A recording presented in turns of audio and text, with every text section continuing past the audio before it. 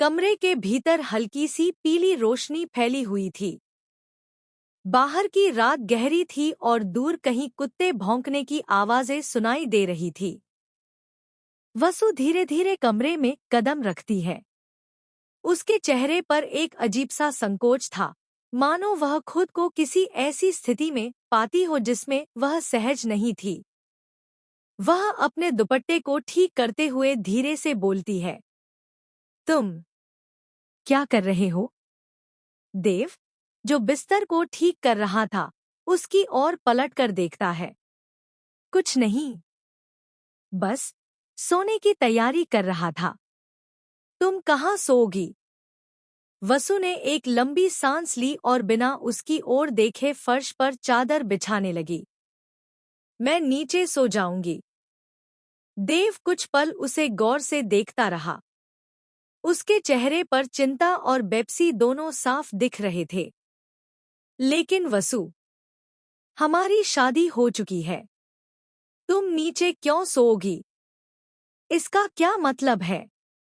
वसु के हाथ एक क्षण के लिए रुक जाते हैं।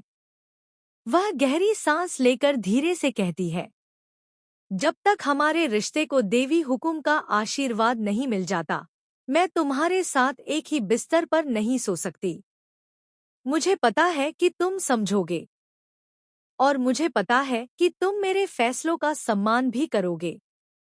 देव मुस्कुराया, लेकिन उसके चेहरे पर वह मुस्कुराहट अधूरी थी, टूटने के कगार पर। मैं वादा करता हूँ, वसु, तुम्हारा देव कभी तुम्हारे भरोसे को नहीं तोड़ेगा। जो तुम चाहोगी वही होगा। मैं तुम्हारे करीब आने की कोशिश भी नहीं करूंगा, पर तुम नीचे नहीं सोओगी। ये बिस्तर तुम्हारा भी है। देव के शब्द सुनकर वसु की आंखों में हल्की नमी उभर आई, लेकिन उसने कुछ नहीं कहा। वह चुपचाप बिस्तर के कोने पर बैठ गई। इसी बीच घर के दूसरे हिस्से में तूफान पहले से चल रहा था। चंद्रिका का गुस्सा सातवें आसमान पर था।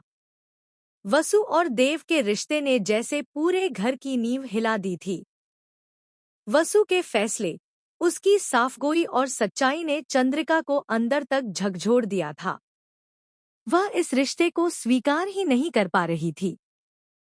अविनाश, जो पहले से ही तमाचासी बातें कर रहा था, अपनी ही धुन में चंद्रिका को ताने देता रहा। अच्छा हुआ, आखिरकार सच सामने आ ही गया। अब देखो कैसे सब बिखरेगा।